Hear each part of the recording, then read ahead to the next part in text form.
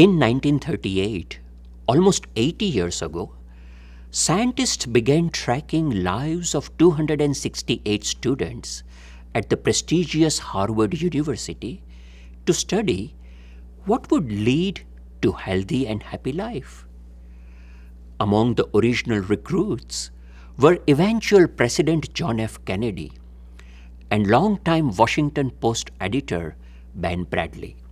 In addition, scientists expanded their research to include this 268 men's offspring, who now number 1,300, to find out how early life experiences affect aging, health, and happiness over time. Some participants went on to become successful businessmen, doctors, lawyers, and some even ended up as schizophrenics and alcoholics. Over the years, scientists have studied the participants' health trajectories and their broader lives, including their triumphs and failures in careers and marriage, and overall happiness and fulfillment in life. After following these people's lives for nearly 80 years as part of the Harvard study of adult development, one of the world's most thorough and longest studies of adult life, researchers have produced startling lessons. The study revealed that the highest factors that contribute to our physical and mental health and longer and happier lives are embracing community and developing cordial relationships. Robert Waldinger, director of this study and a professor of psychiatry at Harvard Medical School, said, quote, "The surprising finding is that our relationships and how happy we are in our relationships has a powerful influence on our health. Taking care of your body is important, but tending to your relationships is a form of self-care too." Unquote. The study revealed that more than money or fame, it is the community engagement and close relationships that keep people happy throughout their lives. Those ties protect people from life's discontents, help to delay mental and physical decline, and are better predictors of long and happy lives than social class, status, luxuries, or even IQ. This finding proved true across all Harvard students as well as other participants. Thus, Harvard's longest, almost 80 years long study on human happiness has proved that embracing community helps us live longer and be happier. Now, community could be engaged in multiple ways, such as social gatherings, festivals, and so forth. But what helps develop close and constructive relationships is community service, that is, doing Seva, serving others selflessly, without any expectation of result or reward, and with the only purpose to please the divine. And that is our topic today.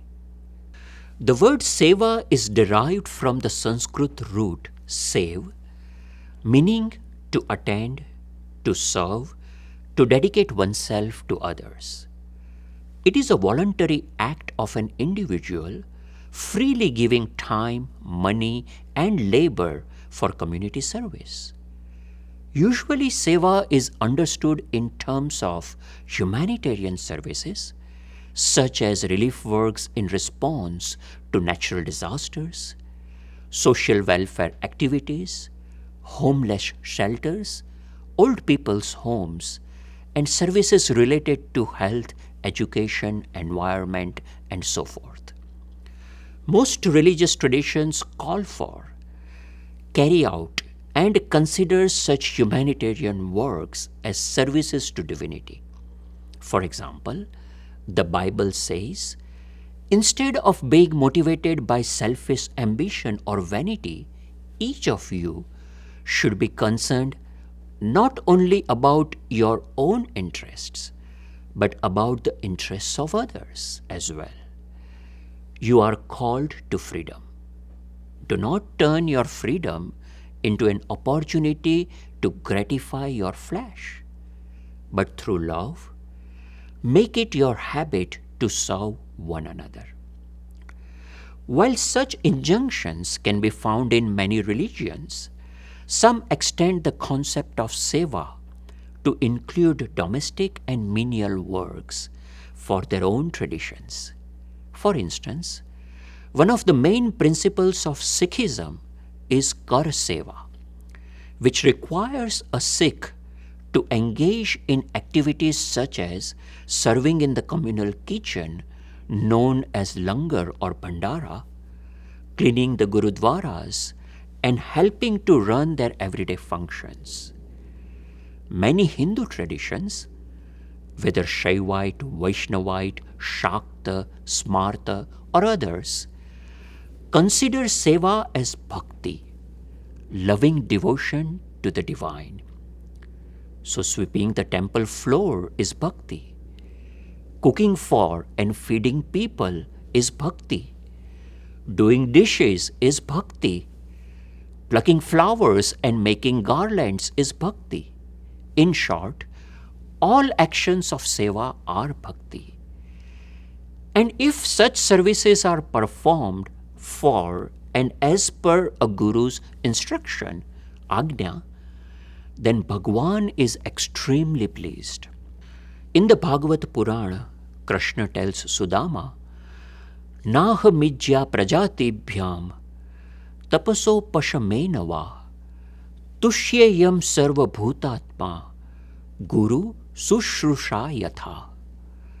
Krishna tells Sudama, O dear friend, I am not that pleased by yagnas, tapas, scriptural studies, and even renunciation as much as by the seva, sushrusha of the Guru as per his agnya.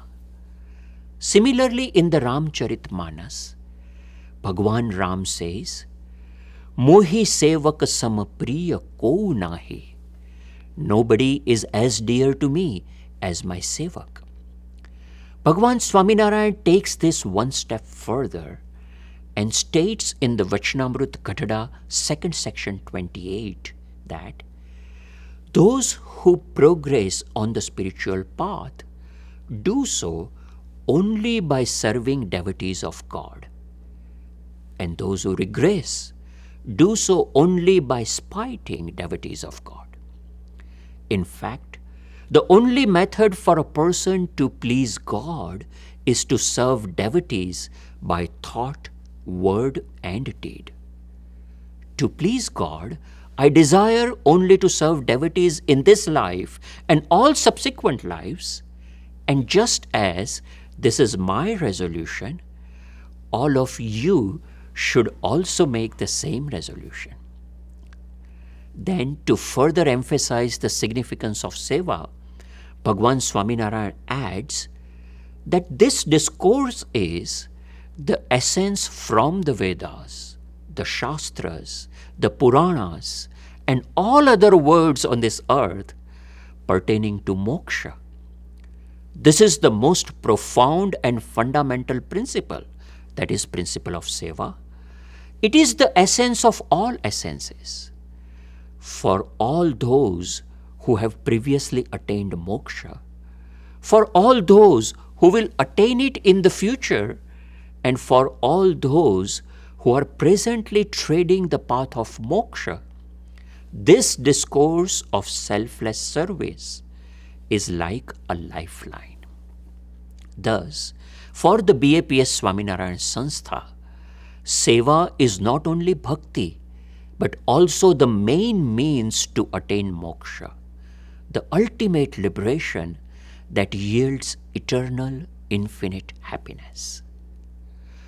While moksha is the ultimate reward of selfless seva, there are multiple social, cultural, and personal benefits as well that we can experience here and now in our everyday lives.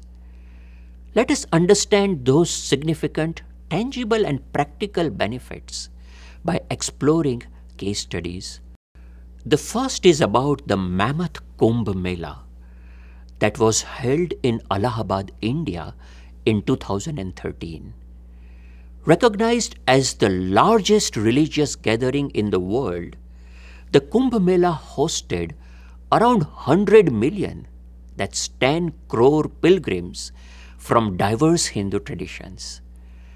As part of the Harvard Pluralism Project, I studied the Kumbh Mela by conducting ethnographic and historical research in January 2013. As an observer of this gathering, I felt both overwhelmed and humbled. I felt humbled by the overwhelming experience of the immense spatial and spiritual vastness of the gathering, the intensity of religious rituals and devotions, and especially by the enthusiasm of millions of pilgrims and ascetics who flocked to the Kumbh with unwavering faith and congenial spirit. The state government had allotted a budget of about 1.5 billion Indian rupees, that is about 300 million US dollars, to conduct the Kumbh Mela spanning over around 20 square miles, which is almost two-thirds the size of Manhattan, New York. While the government spent this budget to build the dozens of bathing ghats, footbridges, pontoon bridges for vehicles, temporary bus stands, and power substations, the amount of money was relatively small compared to the accumulative finances and efforts required to erect and run the temporary city of the Kumbh. The Mela comprised hundreds of large encampments constructed and maintained by volunteers of religious organizations. Many of these encampments were spread over tens of acres and provided free lodging and boarding to millions of pilgrims and ascetics for about 2 months. Most camps constructed huge canopies and marquees for holding religious discourses and performances. So a natural question is, who maintained these mini town-like encampments and ran their daily operations? Volunteers. However, they needed to sacrifice their personal comfort and facilities to work in the rough and tough terrain of the Kumbh Mela. As morning dawned over shimmering waters and sandy riverbeds, thousands of shivering volunteers emerged from tattered tents, made their way over the overcrowded muddy roads to reach the confluence of Ganga and Yamuna, bathed in the spine-chilling water of freezing temperature, listened to spiritual discourses, participated in religious rituals, and then, for the rest of the day, voluntarily helped in camp's daily operations and humanitarian services.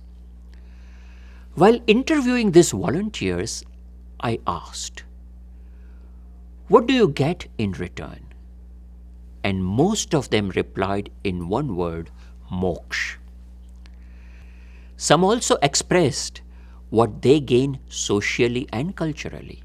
For instance, a volunteer at the camp of Swami Chidananda Muniji said, quote, "Here I learn how to live with others, understand their viewpoints, and make adjustments so that we can work together cooperatively. We also help society. We go out every day to clean the riverfronts and participate in other drives to preserve our environment." Unquote.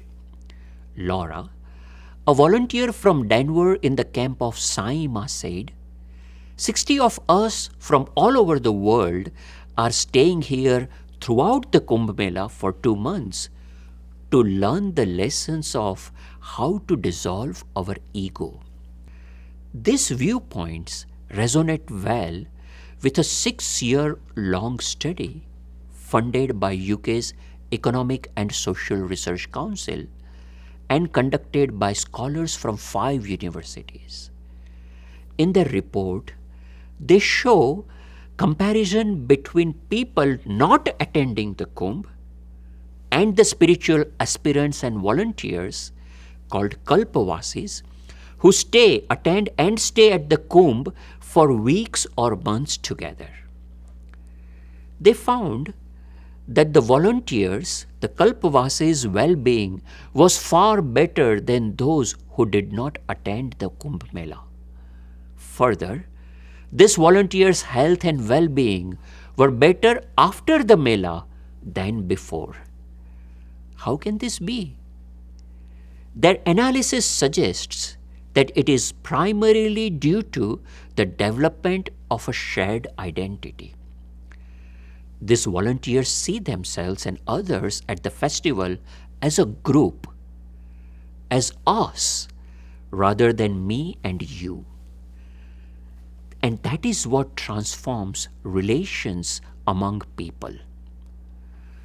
The researchers further claim that their data demonstrates the power of identity in transforming collective experience and the power of collective experience in transforming everyday life. And perhaps the most remarkably, it suggests that shared identity improves our mental and physical well-being, with symptoms of ill health less apparent after the Mela than before.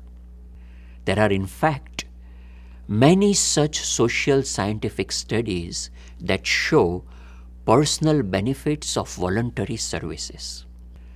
To quote Khalil Gibran, "You are not just as weak as your weakest link. You are also as strong as your strongest ones."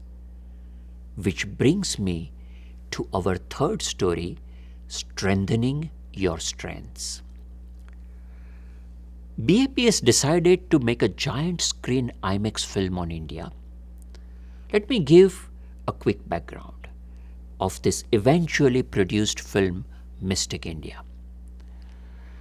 The film has been shot over 108 locations across India with 45,000 on-screen cast.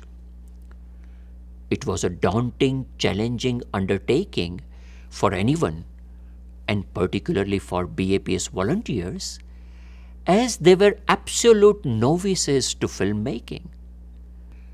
The very first challenge came up as soon as the volunteers team sat with the IMAX filmmakers in Hollywood to finalize the shooting schedule. The Hollywood producers came up with a shooting schedule of 20 weeks, whereas due to the limited funding, BAPS could afford only 30 weeks of shooting. When BAPS requested the Hollywood team to reduce the production time, they said, well, this is already the most optimal schedule, and it cannot be further reduced. We know that from our experience of decades. So the only option BAPS could think of was to produce the film in-house with the help of more volunteers and a minimal bare-bones technical and camera crew from Hollywood. However, the biggest worry of BAPS volunteers was that they were totally inexperienced and ignorant, agnani, about filmmaking. When this dilemma was presented to Pramukh Swami Maharaj, he calmly said, "આ અજ્ઞાન છે ને એ જ આશીર્વાદ. Ignorance is bliss." He said, Many times, ignorance works out to your advantage. If you humbly, positively accept your limitations, your ignorance, then this realization will make you strive to work more and more, and then you will definitely be blessed with success and results. And so, BAPS volunteers took up the challenge of executing most of the film production in-house. They studied filmmaking for 6-7 months, consulted about 150 film production experts across the world, and worked on cutting down the 30% contingency in shooting, which is normal and inevitable in the outdoor shoots. They designed a novel production process which utilized BAPS's strongest link, volunteers. So about 570 devotees volunteered to take time off from their jobs and businesses to work on the film production. With their support, BAPS began parallel pre-production on multiple shooting locations. So one team was working in the Himalayas, and another in the South India in Kerala, a third in Rajasthan, and fourth in Orissa. And due to this system, the Hollywood proposed 20-week of shooting plan was finished in just 13 weeks with 3 days to spare. Interestingly, the Hollywood producers, who had initially rejected the BAPS proposal to reduce the shooting from 20 to 13 weeks, had also expressed severe doubts when BAPS decided to go ahead with its inexperienced volunteers and finish the shooting in 30 weeks. However, those same Hollywood producers were so impressed with the meticulous planning, execution, and eventual success of the Mystic India film production that they invited BAPS volunteers to work for film production in Hollywood. Well, we thank those thousands of dedicated BAPS volunteers who have helped make not only Mystic India film, but also the boat ride, audio animatronic shows, musical fountains, and even nurturing thousands of trees and plants in the Akshardham complex. They voluntarily, happily did not take any money or even wished for individual credits for their services. Without those thousands of volunteers' selfless service, Akshardham would not have been possible. It was a remarkable project with a near zero budget for overall design, planning, management, and supervision.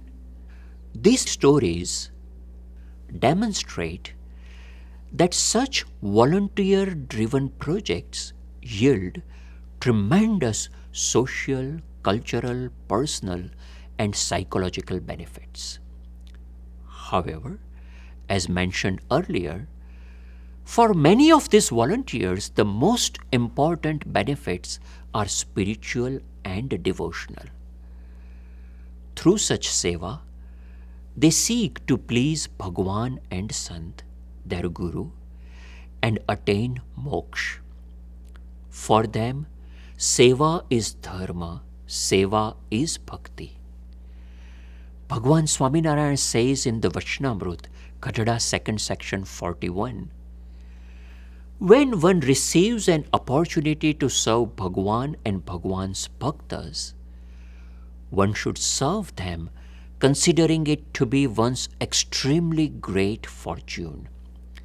Moreover, one should do so only with bhakti for the sake of pleasing God and for one's own liberation, and not for the sake of receiving praises from others.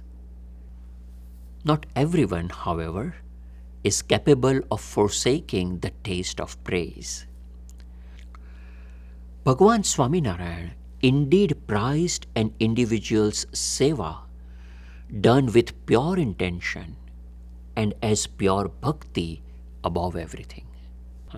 Similarly, Pramukh Swami Maharaj also showered tremendous love on anyone who did seva with pure bhakti, nishtha and pure intention.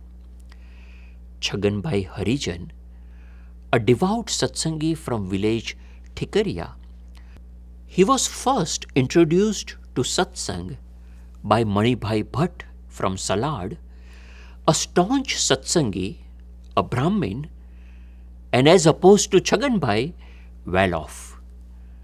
Well, in the 1950s and 60s, when the caste markers and system was so widely prevalent in India, Manibhai Bhatt and Chhaganbhai Harijan would often travel together across villages of Gujarat to spread satsang and do seva of devotees. In those times, for a Brahmin and a Harijan to roam and live together was unheard of. Later in 1990s, Chhaganbhai had to be admitted to the BAPS hospital in Vadodara for his leg wounds caused due to gangrene. Upon examination, Dr. Harshadbhai Joshi informed him that his legs need to be amputated to prevent further harm to the body. However, since Chhaganbhai could not afford such a surgery, Harshadbhai asked Pramukh Swami Maharaj if Sanstha could help him. When Pramukh Swami heard about Chhaganbhai's condition, he questioned Harshadbhai in detail about the situation, almost as if Chhaganbhai were his own son. And then Pramukh Swami said, "Don't worry about money. Just go ahead and give him the best treatment, do the surgery. Don't ask about anything, Sanstha will bear all expenses." But then he asked Harshadbhai what the possible cause of the gangrene could be. Harshadbhai casually responded that Chhaganbhai would have led a very careless lifestyle with a lot of drinking, smoking, tobacco chewing, and so forth. Hearing this, Pramukh Swami's demeanor instantly changed. He became red with rage, became livid at Harshadbhai's reckless, disrespectful accusation, and asked, "Do you know who Chhagan is? He is one of the greatest devotees." And then Pramukh Swami went on to narrate Mahima of Chhaganbhai for a while. Finally, Pramukh Swami told Harshadbhai, "Because you have disrespected him, go to the hospital, bow down to him and apologize." And then Swami Bapa also instructed Harshadbhai to bring all 3 meals for Chhaganbhai from his home every single day while he is in the hospital, and additionally to serve and feed each meal to Chhaganbhai personally, and also listen to his Kathavarta. Reflecting on this incident, Harshadbhai says, "I was stunned. I was thinking that I am a doctor and this Chhaganbhai is illiterate. I am an affluent, established doctor from a city, and he is a poor non-entity from a village. Nonetheless, Pramukh Swami told me to not only serve him wholeheartedly, but also revere him as a great devotee." For Pramukh Swami, none of these external social markers of class or caste mattered. What he considered was Chhaganbhai's incessant seva, pure bhakti, and unflinching conviction, nishtha, in Maharaj and Swami.